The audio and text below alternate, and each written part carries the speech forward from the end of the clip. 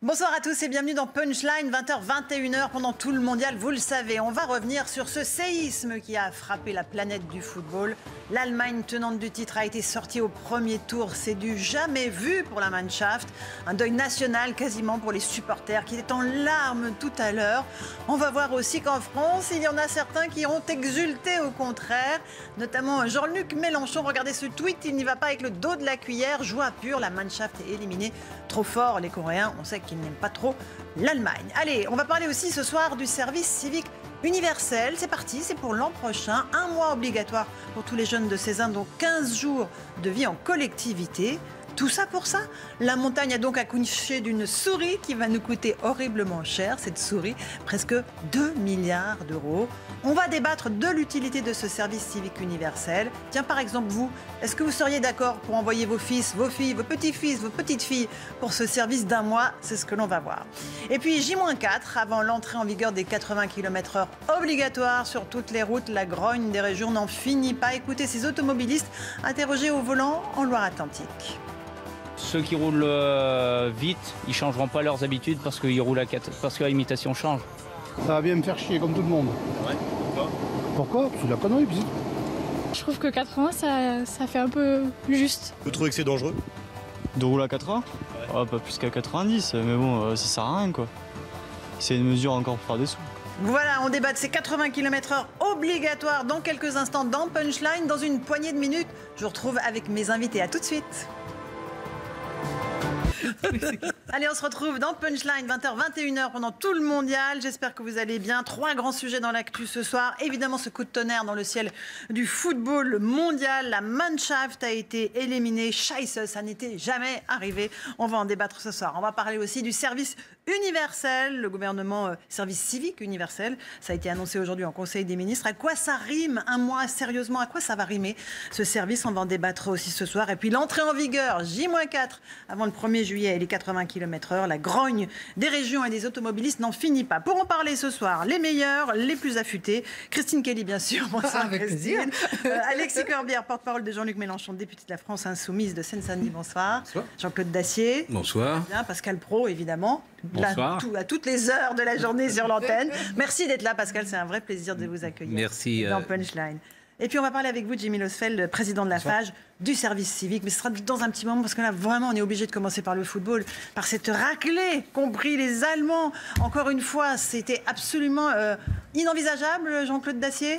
Ah, c'était un gros pari. On aurait pu gagner beaucoup d'argent en misant sur la Corée. Bonsoir, M. Bonnet. Et on salue Bruno Brunel, qui vient de s'installer député de la République. Bonsoir. Mais ben voilà, le football, bon, si on veut y voir un petit symbole, le football, comme le business, file en Asie.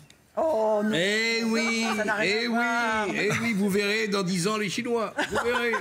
Non, La attention, puissance attention. parle et parlera, Non, mais évidemment. l'Allemagne éliminée, c'est quand même la première grande émotion pour les Français. Pour nous, Depuis le début de la Coupe du Monde, c'est quand même maintenant qu'on a une Satisfaction première ou émotion? émotion. C'est quand même, c'est énorme, c'est un coup de tonnerre. Je laisse la place aux pros, mais c'est quand même, dans tous les sens du terme. Mais c'est juste la première émotion qu'on a. On se tape la main dans la rue. Waouh, t'as vu, l'Allemagne, elle est plus là. C'est quand même génial. Dans la rédaction de Malheureusement, CNews, c'est la première fois que j'ai entendu des cris de joie. Hein. Voilà. Donc là, ça y est, le mondial, Et il on a veut commencé. faire l'Europe.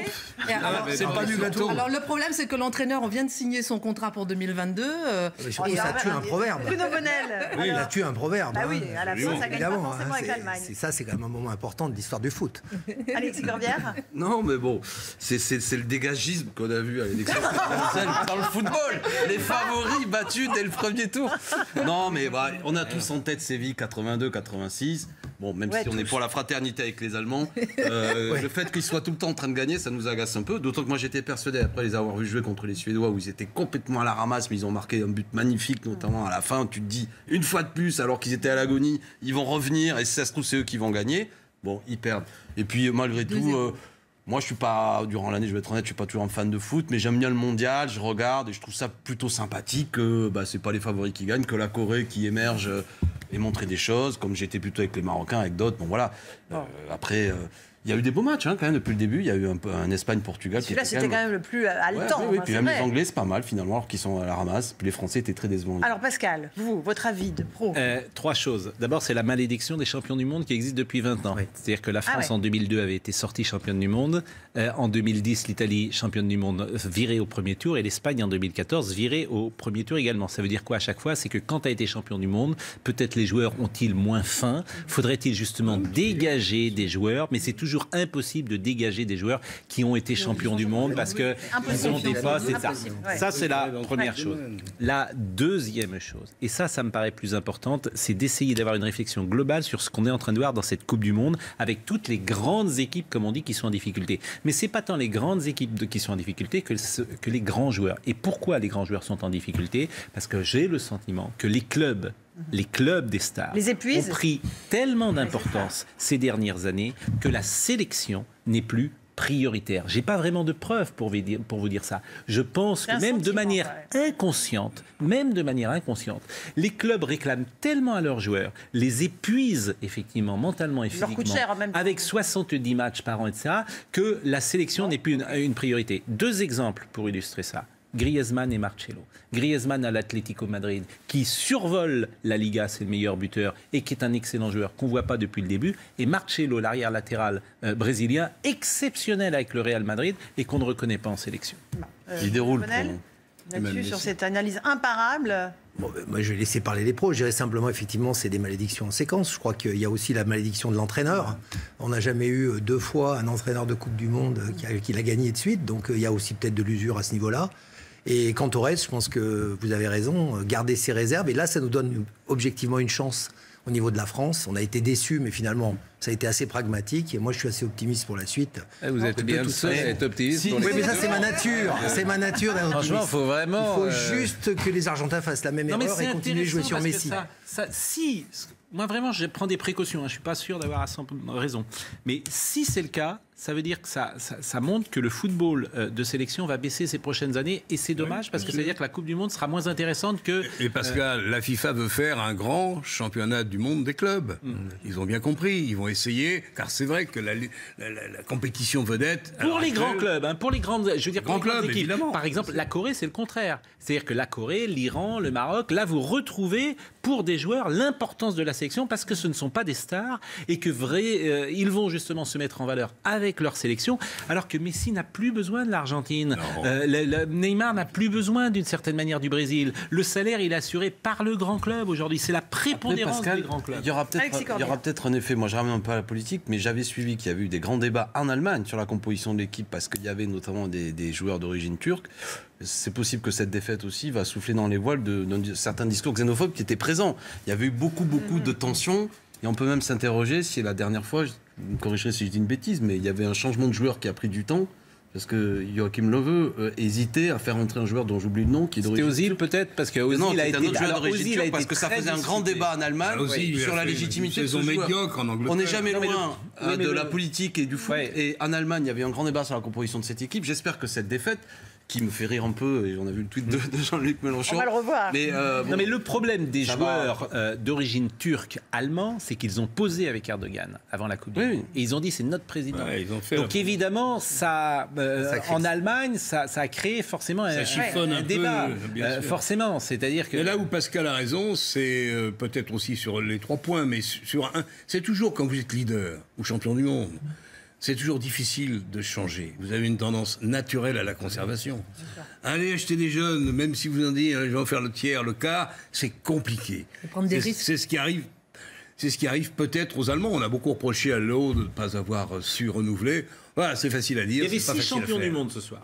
Il y avait 6 champions du monde, c'est pas énorme. Non. 2 mondes sur 11. Bon, c'est un peu plus de 50%. Mais il y avait 2 joueurs, par exemple, qui n'ont plus leur place, qui sont Thomas Müller et Ozil. Ils mettent plus un pied devant l'autre depuis bien longtemps. Alors, Jean-Luc Mélenchon, il est assez violent, Alexis Corbière, contre l'Allemagne. Violent, il est taquin. Quand même, il est taquin. Pur, l'Allemagne. Mais vous l'avez dit vous-même, toute la rédaction de CNews. Les Coréens. Non, mais premièrement. Non, mais il a une dent contre les Allemands. Non, mais voilà, merci Christine Kelly. Franchement, oui, non, mais il y a. Vous l'avez dit vous-même, la rédaction de CNews. On peut, je veux dire, c'est le moment où on se taquine fraternellement. Les Allemands, souvent, nous ont battus dans des conditions difficiles. On se souvient tous de Schumacher en 1982. Et puis après, il y a toujours de la politique avec Jean-Luc. Comme l'exemple allemand nous est toujours présenté comme l'exemple indépassable, y compris en sport, y compris en économie, y compris au niveau européen. Nous, on se marre un petit peu des fois quand les Allemands ne sont pas en pleine réussite. J'ai même lu sur les réseaux Twitter, je ne sais pas si je dois le dire ou pas, une plaisanterie sans doute au second degré, les Allemands sont meilleurs en 14 qu'en 18. Moi, j'ai vu ça aussi. Donc, j'ai alors, c'était les permanences de l'histoire. Bon, je le dis évidemment au second degré. Donc, tout le monde se lâche un peu là. Mais j'ai vu ça. Mais on n'est pas germanophobe. Non. Franchement, moi, je suis très surpris quand même de ce que... Enfin, le pays n'est pas affligé ce soir. La France. Oui. Il n'y a pas une peine. Si tu veux, on va dîner normalement ce soir et boire un coup. On ne débouchera pas pour autant des bouteilles de champagne comme s'il en pleuvait. Mais il n'y a pas une peine de voir l'Allemagne partir. J'espère que ça n'annonce pas le crépuscule d'autres grandes équipes. Parce que quand même, je ne parle pas... Nous, bon, on a fait ce qu'on a fait. Moi, je suis encore confiant pour samedi, ce qui n'est pas tout à fait le cas de Pascal. Mais l'Espagne, c'est pas très fort non plus. Non, mais si, Jean-Claude, vous êtes pour samedi, parce que les Argentins ne sont pas en super forme non plus. Non. Ça dépend comment ils jouent. Non, puis on fait un pronostic, c'est idiot en réalité. C'est l'enthousiasme qui va gagner. Mais on n'en sait rien et personne n'en sait rien. Non, mais Pascal, alors, vous avez raison, personne. Les Français, ça peut les doper, la défaite de l'Allemagne ou pas? Honnêtement, j'en sais rien. Simplement, quand je vois l'Argentine hier, je vois une chose absolument incroyable. Je vois des joueurs qui tentent, des joueurs qui dribblent, des joueurs qui marquent des buts. Oui, des gens. On n'a pas vu ça. Oui. Voilà, je dis pas que l'Argentine est parfaite. Je dis que on a vu une équipe de France qui ne tente rien, qui dribble jamais, qui prend pas un risque, qui a pas d'ambition dans le jeu, etc. Et c'est une purge. Hier soir, moi j'ai vu le match, j'ai trouvé formidable le match des Argentins. Parce que jusqu'à la dernière minute, ils y vont. Et ils marquent d'ailleurs dans les 3 dernières minutes. Est-ce qu'on serait capable, nous, d'avoir cette énergie? Mais c'est ça, et on n'a plus la même. L'enjeu n'était pas le même. Il n'y avait pas le même enjeu. Et en 8e, nous, on n'a pas de choix. Il faut combattre l'Argentine. Et votre argument est recevable et il faudra attendre. Ça va être ça la nouveauté, c'est que là on sort des poules maintenant, c'est des matchs éliminatoires. Maintenant, il n'y a pas le choix. Là, on peut avoir, c'est un deuxième tour, vous direz. Je pense qu'on se leurre un peu et on se raccroche à 98 où la situation était différente parce qu'on avait fait un bon premier tour, et on se raccroche aussi à 2006 où pour le coup là, la situation était la même. Premier tour catastrophique, on avait fait match nul avec la Suisse, on avait fait une victoire contre le Togo lors du dernier match. Match nul avec la Suisse, match nul avec la Corée. Et le troisième match, TF1, je me souviens bien, j'étais en 2006 en Allemagne, TF1 avait les droits de retransmission, je peux vous dire que tout le monde priait pour que la France batte le Togo, ce qui fut le cas d'ailleurs. Et après, on a éliminé l'Espagne, on a éliminé le Brésil, on a éliminé le Portugal et on est allé en finale. Donc ça, c'est vrai. Le premier tour avait été un drame absolu. Mais t'avais Zidane, mais t'avais Thierry Henry, t'avais des joueurs d'exception. Aujourd'hui, il me semble que t'as pas ça. Quand même 2-3 types qui sont pas mauvais quand même. Griezmann n'est pas bien, mais il est bon. Mbappé, c'est quand même un joueur singulier.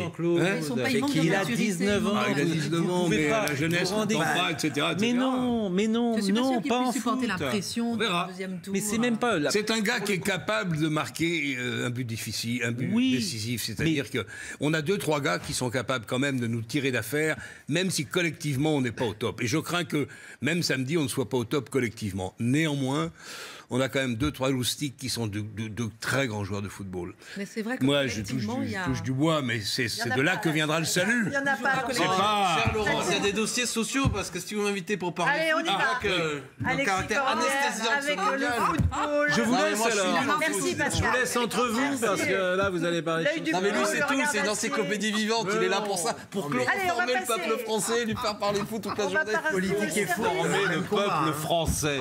Oui, Pascal. L'opium du peuple, on en est là. Marc sort de ce corps. Et vous êtes un dealer de cette substance. Allez, on va passer effectivement au football. sujet du service civique universel. Mesure présentée aujourd'hui en Conseil des ministres. 1 mois obligatoire progressivement pour les jeunes de 16 ans. Les modalités seront précisées à l'issue d'une consultation de la jeunesse. On va en parler avec vous, évidemment. On va écouter d'abord Jean-Michel Blanquer qui tente de nous expliquer combien ça va nous coûter, parce que c'est quand même une question qu'on se pose. Voilà, une petite question, mais on n'aura peut-être pas la réponse. Écoutez. Le groupe de travail a fait un chiffrage, mais qui ne nous engage pas à ce stade. Et c'est évidemment quelque chose qui va évoluer dans le temps en plus, puisque, comme je vous l'ai dit, il y a une montée en charge progressive. Mais de toutes les façons, il y a un engagement présidentiel très clair en la matière. Donc, comme on dit parfois, la tendance suivra. Voilà, la tendance suivra quand même. On est sur des chiffrages à 1,6 milliard plus un autre milliard, pratiquement 3 milliards d'euros. Ça risque de coûter cher. Tout ça pour ça, Bruno Bonnell, un service civique d'1 mois avec 15 jours en collectivité, puis 15 jours d'engagement plus personnalisé. Ça rime à quoi? Mais attendez, on va le prendre à l'envers. C'est pas tout ça pour ça. Bah si. On était parti d'un service militaire et on arrive à 15 jours. On va pas parler d'un temps que les moins de 40 ans peuvent pas connaître. Non. Je vous rappelle, ça fait 40 ans. Hein. 40 ans, les gens qui sont nés après 79 n'ont jamais connu le service militaire. C'est pas moi. Hein. Et non, mais on n'a pas promis le service militaire. On a dit qu'il fallait réenclencher un mouvement pour que les jeunes de ce pays expérimentent une vie, un brassage social, une connaissance quand même plus intime de ce que c'est qu'une nation. On dirait que maintenant on a des mots tabous, les mots patrie, les mots nation, chanter la Marseillaise, on dirait que tout ça, on l'a réservé au monopole d'une droite qu'on ne reconnaît pas tout à fait comme étant complètement celle vers laquelle on veut aller. Et il faut réveiller ce pays de ce point-là. Donc une prise de conscience nationale peut passer par différentes formes. Aujourd'hui, pourquoi le ministre Blanquer est gêné sur le chiffrage? Parce que dans la réalité, on n'a pas encore figé les choses. Mais on part de rien et on va vers 1 mois. C'est déjà un progrès. Bon. Et c'est pas du tout ce que j'ai lu récemment, tout ça pour ça. Alors il y en a un qui n'est pas d'accord avec vous, c'est Jimmy Losfeld, président de la FAGE. Pour vous, c'est un projet démagogique et contraignant, c'est ça? Démagogique et même paternaliste, parce que dans l'expression du président de la République, moi j'ai le sentiment qu'à chaque fois qu'il s'adresse à la jeunesse, il a ce côté très autoritaire. Alors que parfois il parle d'émancipation, il parle de redonner du sens, de la confiance dans la nation, et ça je peux le partager. Sauf que quand il parle à la jeunesse, effectivement, il a ce côté très autoritaire et ce sentiment de dire on va la mettre dans le droit chemin, comme si la jeunesse était responsable de tous les maux de notre société. Et cette séquence un peu loufoque où il a un peu humilié ce pauvre jeune qui a osé l'appeler Manu, bon, je l'ai pas trouvé très intéressante cette séquence, mais ce qui était intéressant, c'était la communication que le président en a fait. Et moi, j'ai le même sentiment en voyant cette communication qu'en regardant les origines du SNU, et c'est ce côté, la jeunesse file du mauvais coton, on va la remettre dans le droit chemin. Néanmoins, au-delà du message et de la méthode, moi, je pense que tout n'est pas acheté, il y a des bonnes idées. Moi, je partage l'ambition de créer plus de mixité sociale, de participer à l'émancipation citoyenne des jeunes, ça me semble un élément essentiel. Mais déjà, passons l'école, parce que le creuset de la République, c'est l'école républicaine et laïque, et il ne faut pas l'oublier, mais surtout pas pour un coût aussi important, parce que 3 milliards d'euros pour 1 mois, ça me semble déraisonnable et il y a un problème de priorité budgétaire. Christine Kelly, sur ce sujet. Alors moi, je trouve excellente l'idée de faire ce service SNU. Bien, parce que effectivement, il faut ramener nos jeunes à certaines valeurs, etc.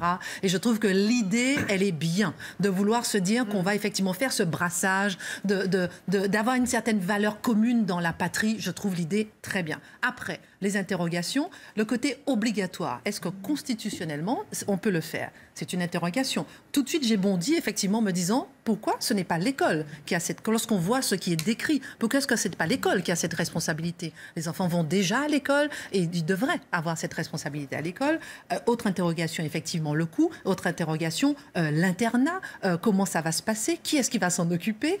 Où est-ce qu'on va mettre nos enfants, etc. Donc, il y a et aussi la pédagogie. Alors, on voit souvent que ce gouvernement manque de pédagogie à chaque fois qu'il y a des textes, des réformes. Et là aussi, attention à la pédagogie. Mais oui, c'est génial de pouvoir faire ça. Mais après, concrètement, effectivement, il y a vraiment beaucoup d'interrogations. Alexis Corbière, vous mettriez vos enfants dans ce service national universel ou pas? Dans celui-là, non. Mais moi, comme parlementaire, j'ai été membre du groupe de travail. C'était assez confus, d'ailleurs, on ne comprenait plus rien à la fin.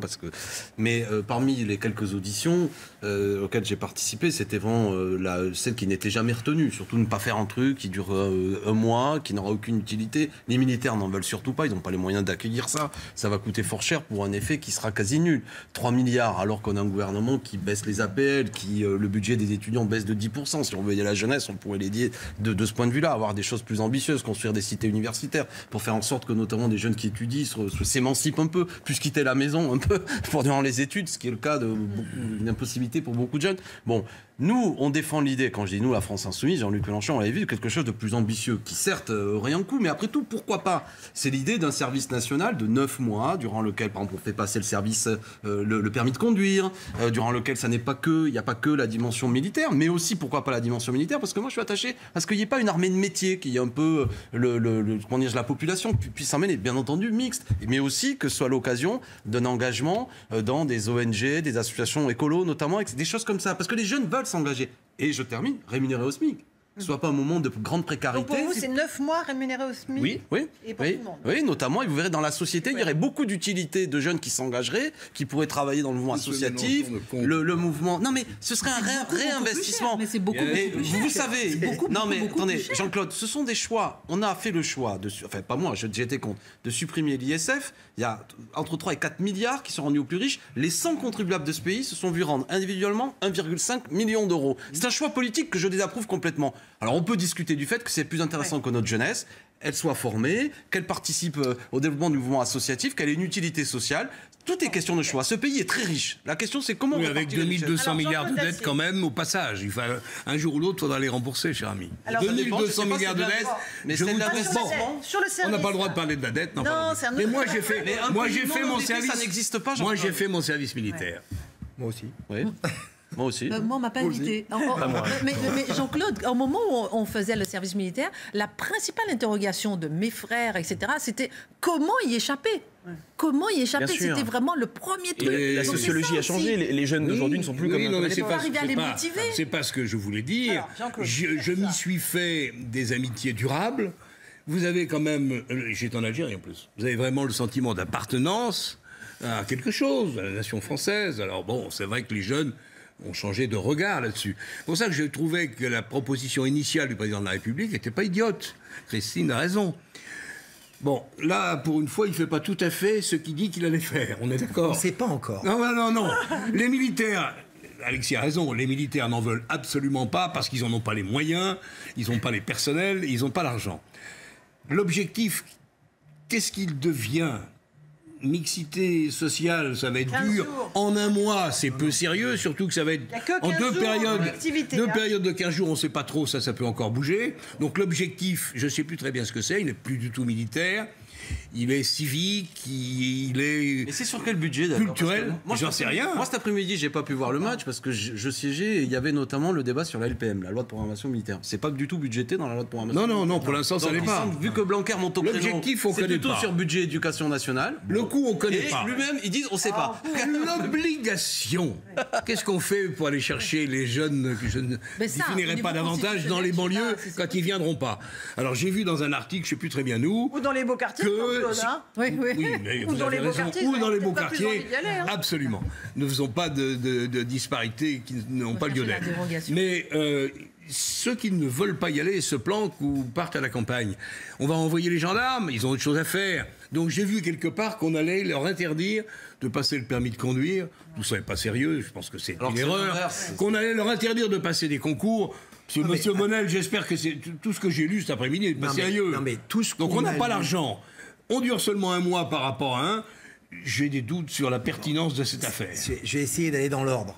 Effectivement, la spécialité en ce moment, c'est on part d'une note, on part d'un effet d'annonce et là tout le monde élabore. 3 milliards, 30 milliards, on passe au service militaire, les jeunes refusent, etc. Le principe, c'est quoi? On est bien dans une société qui est patchwork. On a des communautés qui ne se parlent plus. Vous dites pourquoi pas l'école? Pourquoi pas l'école? Parce que quand vous allez... Enfin, c'est pas vrai. Je peux vous dire que dans ma circonscription, à Villeurbanne, j'ai différentes structures communautaires qui ne se parlent pas du tout, même dans l'école. C'est vrai. C'est-à-dire qu'elles mangent à côté, elles ne parlent pas ensemble, elles ne se mélangent pas. Je vous parle même pas du problème des hommes et des femmes. Ça serait une... Donc, donnons une chance au produit en disant, menons ce qui est prévu.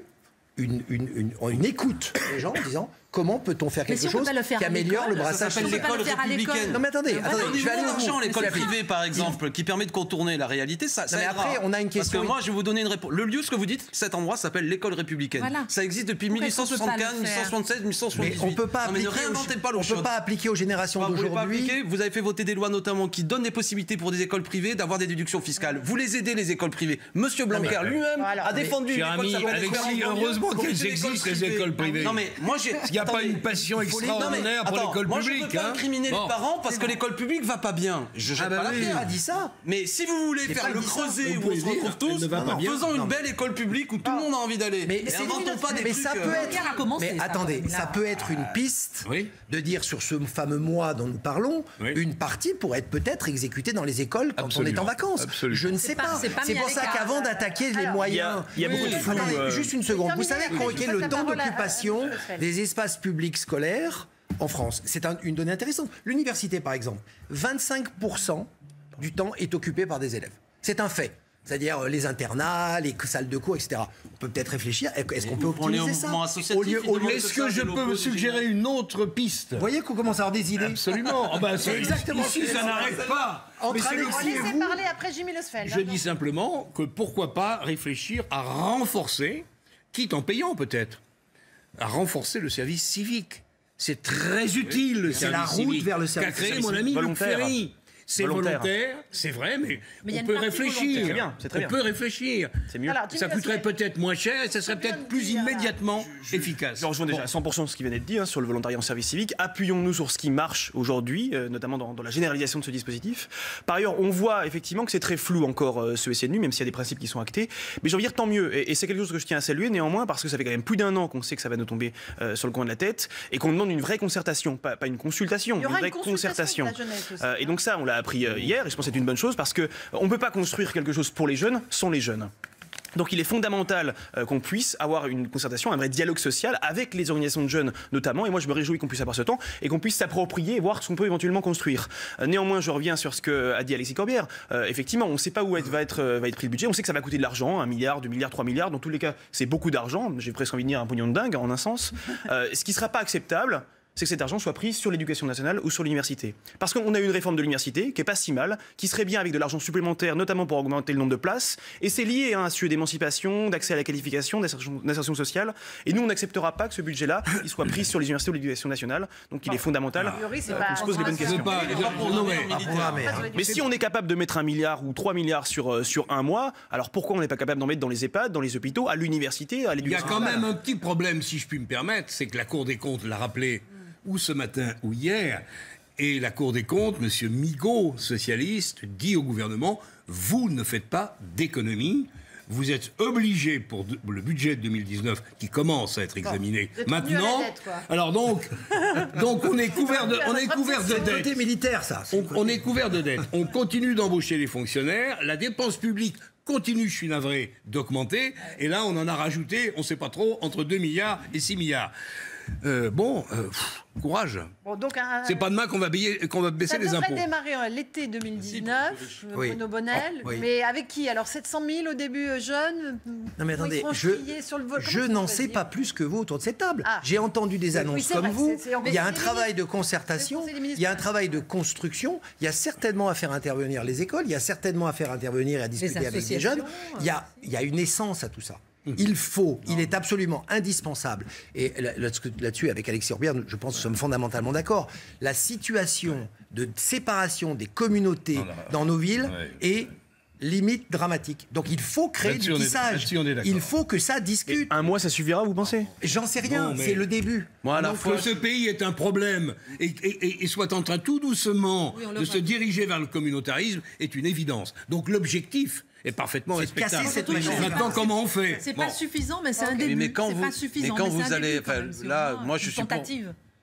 Je prends la fois à dire les réalités. Oui, il y a des phénomènes qui sont inquiétants, mais pas non plus jouer en permanence à dramatiser. Moi, je suis élu de Seine-Saint-Denis. Ce que veulent les gens, c'est du boulot, des moyens pour le mouvement associatif, etc.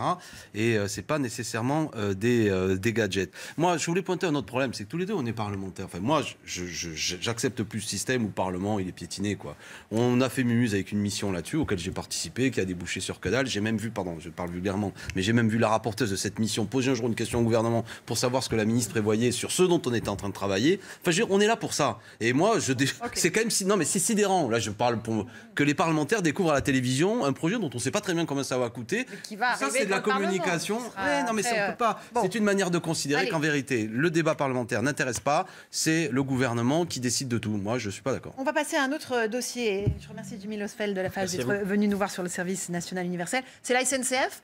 Dernier jour de grève unitaire demain à la SNCF. Et aujourd'hui, le chef de l'État, vous l'avez vu, a soigneusement mis en scène dans son bureau à l'Élysée la signature de la réforme ferroviaire, entourée de son porte-parole et de la ministre des Transports, histoire de dire que voilà, circuler, il n'y a rien à voir. C'est signé. Écoutons le président de la République. Ce pacte repose sur 4 piliers. Ils mettent fin à une hypocrisie française, celle qui consistait à dire ne changeons rien, laissons venir l'ouverture à la concurrence. Et ne changeons rien parce que nous ne voulons pas réformer ce qui pourtant est en notre sein, la SNCF. Qu'est-ce que ça vous inspire, Christine Kelly, cette mise en scène-là? Alors moi, c'est vraiment pour dire c'est signé, il n'y a plus rien oui, à voilà, en dire. C'est un peu circulé, il n'y a rien à voir. Il fait ça à chaque fois maintenant. Oui, c'est un peu... À l'américaine, quoi. Et puis, au moment où la grève s'essouffle, etc., bon, je sais pas, j'ai trouvé un peu, effectivement, la mise en scène un peu saugrenue, un peu farfelue, un peu surprenante. Mais Christine, il fait ça désormais avec chacune des lois importantes. Pourquoi pas? Sur le fond, je suis pour. Je veux dire, sur le fond, oui. Sur la forme, c'est quelque chose d'important, même si moi j'ai toujours considéré que c'était une réforme plus symbolique qu'autre chose. Néanmoins, il fallait la faire. Oui, je me trompais sûrement, puisque ça a déclenché 3 mois de grève et qu'elle n'est pas terminée. Je ne sais plus très bien où est le service public dans tout ça, mais c'est comme ça. Donc je ne trouve pas scandaleux qu'ils disent voilà, la loi est signée, on va l'appliquer. Enfin, moi, je pense que, si vous voulez, dans la cacophonie de communication qu'on a eue autour de ce sujet de la SNCF, le fait que le chef de l'État dise écoutez, voilà, c'est le temps d'arrêt, la loi maintenant est établie et votée, elle a été votée, discutée. On est dans le passage de la discussion avec justement les syndicats, où je rappelle, on a renforcé, en tout cas on veut renforcer leur rôle apolitique dans la discussion sur les ordonnances de la loi travail. C'est important que les gens entendent, vous allez partir en vacances, les trains vont partir à l'heure, parce que la loi est donnée. Maintenant, si la CGT et les autres syndicats décident de maintenir la grève, malgré le fait que, effectivement, la loi a été discutée, votée, rediscutée, revotée jusqu'au bout, c'est comme si je payais pas mes amendes et je vais faire la grève parce que je paye pas mes amendes. Pourtant, c'est la loi de payer ses amendes. Et à un moment donné, c'est pas une atteinte au droit de grève, c'est respecter. Un petit peu quand même. Non, voilà, quand même, mais non. Le droit de grève a été largement respecté. Moi, s'il y avait de la nouveauté, si on dit non, il y a des nouveaux éléments et on veut établir. Vous connaissez pas le dossier. Je vais vous dire une chose. Vous connaissez pas. Vous connaissez pas le dossier. Non, j'étais pas dans il y a une discussion qui s'engage sur le statut. Oui, on est bien d'accord. Donc on a le droit, mais peut-être vous ça vous agace. Ceux qui ont perdu de l'argent là-dedans, c'est d'abord les grévistes, d'accord? Pas vous et toute une série de gens qui ont lancé des pierres sur. Et la SNCF. D'accord. SNCF, beaucoup moins de prévu, et y compris j'ai vu une étude. Oui, mais je pense pour les grévistes aussi, probablement. Soi-disant feu roulant, que ça posait problème à l'économie, tout ça, il s'avère qu'économiquement ça n'a eu aucune incidence, d'accord? Mais le droit de grève, le droit de grève existe, et je trouve assez inquiétant d'ailleurs que vous vous permettiez de dire qu'il y aurait des grèves politiques. Il y a un caractère autoritaire quand même, je trouve, au macronisme très méprisant vis-à-vis du droit de grève, que ça vous plaise ou pas, et même moi, si des fois ça me plaît pas, mais le droit de grève doit rester le droit de grève. Je l'ai jamais remis en question. Vous êtes très méprisant vis-à-vis des syndicats, vous dites la CGT, il n'y a pas que la CGT. Aujourd'hui, il y avait encore 30% notamment de conducteurs qui étaient en grève. Le mouvement existe parce qu'ils veulent pas se faire les poches, parce que là, il y a le débat. En quoi ils se font faire les poches? Très important qui s'ouvre sur le statut prochain des cheminots. Qui ne change pas même en cas de prix. On ne vous croit pas sur parole. Parce que je vais vous dire une chose, ça n'était même pas dans votre programme. Monsieur, vous avez été élu, vous n'avez pas dit que vous modifieriez le statut des cheminots. Alexis, ça s'appelle la gréviculture. Vous avez une négociation. Vous n'avez jamais fait grève, Jean-Claude, de votre vie. Là, les cheminots, ils ont perdu de l'argent. Déjà dit la dernière fois, on va pas refaire notre numéro. C'est faux. Évidemment que c'est faux. Alors alléluia. Évidemment que c'est faux. Mais ça n'a rien à voir. On n'est pas en train de discuter de ce qui s'est passé en 68. Je dis simplement qu'il ne serait pas scandaleux que le syndicalisme moderne fasse qu'on discute d'abord avec la direction de la SNCF. Et puis discuter avec les syndicats. Non, le nouveau contrat, les nouveaux accords qui vont désormais présider aux nouvelles embauches. Vous allez en discuter, ça a commencé, ça va se poursuivre. Les syndicats. Pourquoi immédiatement se remettre en grève juste pour les départs en vacances? C'est la gréviculture, c'est inacceptable. Reprenons les choses, on se passionne, mais il y a un calendrier d'action qui était prévu par les organisations syndicales. Je ne trouve pas idiot, même si on va dire que là la loi est promulguée, on voit bien la mise en scène un peu bizarre d'ailleurs, où toujours Macron qui est plus petit que les autres et plus haut que les autres, mais enfin, on apprécie ou pas cette communication. Non mais c'est bizarre. C'est chacun sa taille. On met des petits coussins un peu pour. Mais passons. Moi je comprends pas cette américanisation du truc. rentre le où il y a ventre, besoin- il y a Non, d'autres mais- phrases, c'est chacun son truc. Hein. Non, mais on est des citoyens adultes, on n'a pas besoin d'avoir le grand chef qui vient comme ça. Moi, j'aime pas. Mais passons. Pardon, mais je veux dire que pour ceux qui s'interrogent de pourquoi il y a un rapport de force qui continue, c'est que les organisations syndicales avec qui le lien a été rompu, je rappelle accessoirement que toutes les organisations syndicales à la fin étaient contre ce projet, toutes, même celles que vous considérez comme plus allantes, comme la CFDT ou l'UNSA. Elles ont obtenu des choses. De très peu, et je pense que moi je suis du côté des syndicats qui disent on veut quand même voir... Un exemple qui est quand même précis. Pour les gens qui sont sous statut aujourd'hui, nous avons pris l'engagement, c'est voté, que même s'il y a ouverture à la concurrence, on poussera au fait, qui est quand même assez paradoxal, qu'ils conserveront ce statut. C'est-à-dire ce qui était leur principal problème, c'est-à-dire que les gens qui sont en poste aujourd'hui sous statut le garderont malgré l'ouverture à la concurrence, ce qui est un truc de dingue. Oui. 10 millions par jour d'investissement à la SNCF, dans les petites lignes. Ça fait 36 milliards. 35 milliards de reprise de dette par l'État. Mais qu'est-ce qui était prévu? Non, mais quand même, ce que vous dites, l'augmentation. Non, non, l'augmentation qui est prévue c'est indéfendable. On ne va pas se lancer à la figure. On est dans le même hémicycle. Les sommes que vous dites étaient programmées par le gouvernement précédent, par la SNCF. Alexis, indéfendable d'emmerder les Français comme vous le faites. Parce que comment c'est autre chose? Je ne suis pas en grève, Jean-Claude. Non, mais je parle pas à Alexis Corbière. Je parle à vos idées.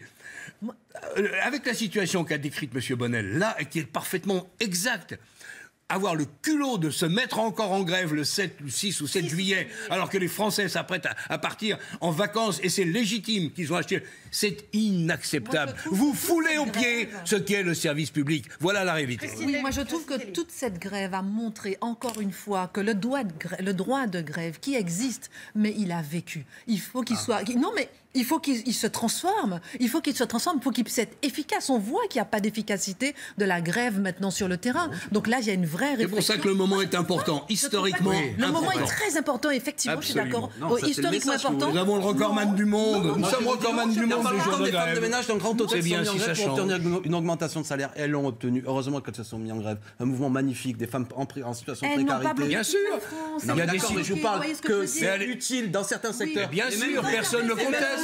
Dans vos secteurs. Et si un jour Laurence était licenciée de manière scandaleuse, Et je me mettrai en comprendrais qu'elle fasse grève, grève. personne ne le conteste. Parce que vous aimez Mais ça n'a Laurence, rien à vous voir trouvez avec ça la légitime. SNCF. Il n'y a pas de licenciement Ce que je à veux la dire, SNCF. c'est, n'allons pas trop loin dans nos critiques. Ma voix. Je comprends que vous me critiquez, mais n'allons pas trop loin tout de même dans la remise en cause. Et je vois bien cette petite musique de dire, finalement, dans ce pays, il faudrait arrêter la grève. En gros, se met un brassard comme au Japon.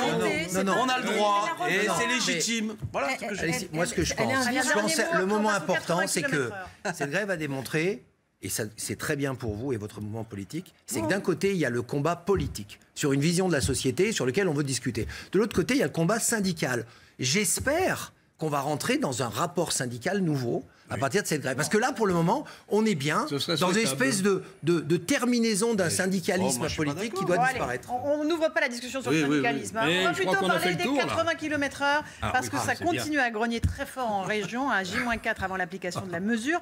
Dernier exemple en date, les Hautes-Alpes ont décidé de supprimer toutes les limitations à 70 km/h pour protester contre les 80 km/h.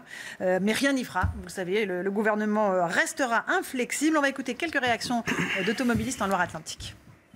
Ceux qui roulent vite, ils changeront pas leurs habitudes parce qu'ils roulent parce que la limitation change. Ça va bien me faire chier comme tout le monde. Pourquoi? C'est de la connerie.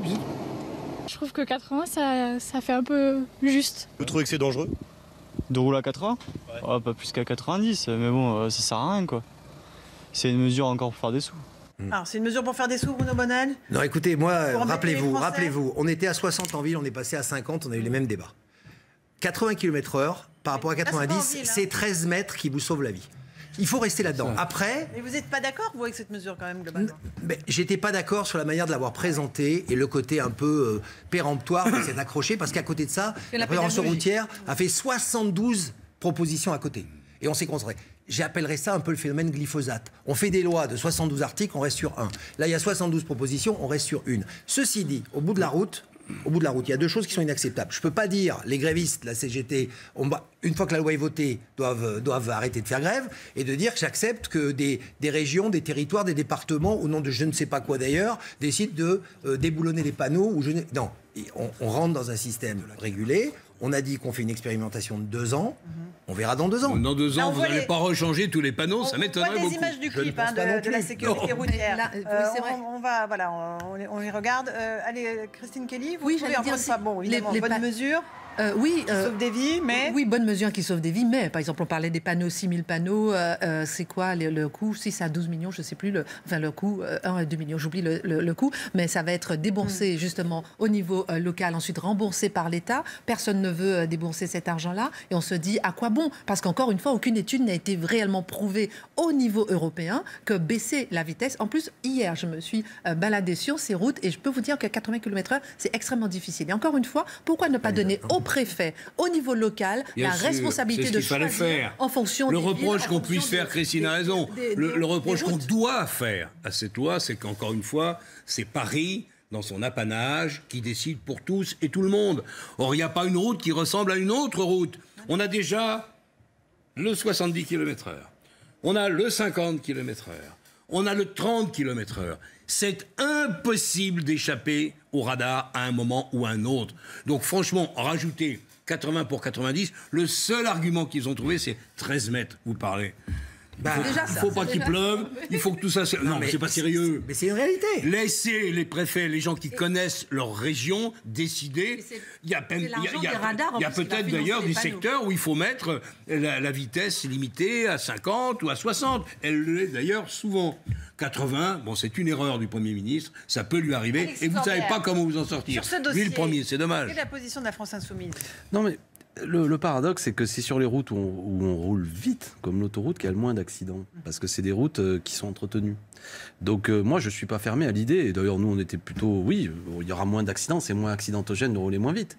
Mais est-ce qu'il y a vraiment, dans beaucoup de routes, d'endroits dangereux, des moyens qui sont mis pour améliorer les choses? Deuxièmement, pourquoi les gens prennent la voiture? Toutes les études démontrent tout de même que ceux qui sont particulièrement victimes, c'est qu'ils travaillent dans des horaires décalés, qu'ils se plantent dans des moments de fatigue au volant, etc.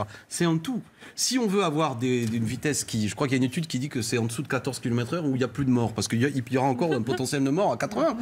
Ce que je veux dire, c'est que moi, je vais pas... ce sera un peu moins dangereux. Mais c'est prendre quand même la discussion par le petit bout de la lorgnette. Il faut améliorer nos routes. Il faut des moyens de transport publics. Alexis. Il faut éviter que les gens, notamment dans des zones de ruralité, sont obligés de prendre la voiture pour aller travailler. Alexis Corbière, il y a un point que je ne comprends pas, que vous ne vous soyez pas saisi du problème réel. Hein. Moi, je vais en province tous les week-ends. Ouais. J'y passe 3 jours. C'est le prix du fioul qui fait exploser les pouvoirs d'achat des Français. Évidemment, ceux qui sont les plus en difficulté, c'est encore plus difficile pour eux. Moi, j'ai encore les moyens de supporter l'augmentation. Mais vous ne vous rendez pas compte? Le prix d'un plein. Et là, ça passe comme une lettre à la poste. Tout le monde se bat sur ces malheureux 80 km/h. Il faudrait... Pourquoi ne pas exiger, mais je sais que l'État a besoin d'argent, pour justement compenser la perte de pouvoir d'achat des plus malheureux, baisser... dans certaines circonstances, les taxes, parce que le problème, c'est pas seulement le prix du brut, qui n'est pas si élevé que ça. Si, quand même. Il a 75, mais ce qui met les gens en colère, c'est les taxes. Ce qui met les gens en colère, c'est que vous, Jean-Claude, et c'est pas du tout un reproche, c'est sans doute pour y passer un week-end, mais il y a des gens, ils sont obligés. Bien sûr. Moi, j'habite en agglomération, je peux prendre le transport en commun, mais il y a des gens pour qui tu peux pas faire autrement. Dans des zones ruralité, péri-ruralité, il y a que la voiture. Il faut même avoir 2 voitures pour s'en sortir. Alors si en plus, on a l'impression qu'on va pouvoir rouler moins vite, ça fait ça. Donc il faut une réponse aussi de transport en commun amélioré, de routes améliorées, etc. Ce qui n'est pas du tout abordé dans... Et ça aussi, ce n'était pas promis par Emmanuel Macron pendant la campagne, Bruno Monel, parce qu'il avait été interrogé pendant la campagne par un collectif de scientifiques et d'experts. Il avait dit, a priori non, abaisser en section courante la vitesse à 80 interrogerait l'ensemble de l'édifice. Il avait plutôt dit non, alors que Jean-Luc Mélenchon lui avait dit très clairement oui. Hein, je crois qu'il n'était pas trop d'accord. Non, mais si vous voulez, ce qui n'est pas dans le programme, c'est le principe d'En Marche, et se discute. Donc vous avez des gens d'En Marche qui seront d'accord, d'autres qui ne sont pas d'accord. C'est vrai que la ruralité, c'est un sujet. Je suis assez d'accord avec l'analyse d'Alexis Corbière sur le fait que la mobilité, c'est un problème global. Alors, et puis on arrive en plus avec des nouvelles technologies, des voitures autonomes. Et vous verrez que la mise en concurrence du rail, des petites lignes, dans quelques années, il y en a qui fermeront. Là-dessus, on n'est pas d'accord. Moi, je pense que c'est exactement l'inverse. Mais bon, on verra dans quelques quelques années. On est encore, on prendra un peu de recul, mais je crois que fondamentalement cette mesure, il ne faut pas l'oublier, c'est une mesure parmi 70 pour surtout baisser la mortalité sur les routes. Il faut quand même rester sur une note positive. On est d'accord. Merci à tous les quatre d'avoir participé à ce punchline 20h-21h. Dans un instant, c'est Julien Desvages pour le Grand JT. On reviendra sur toute l'actu de la journée. Bonne soirée sur CNews. Merci.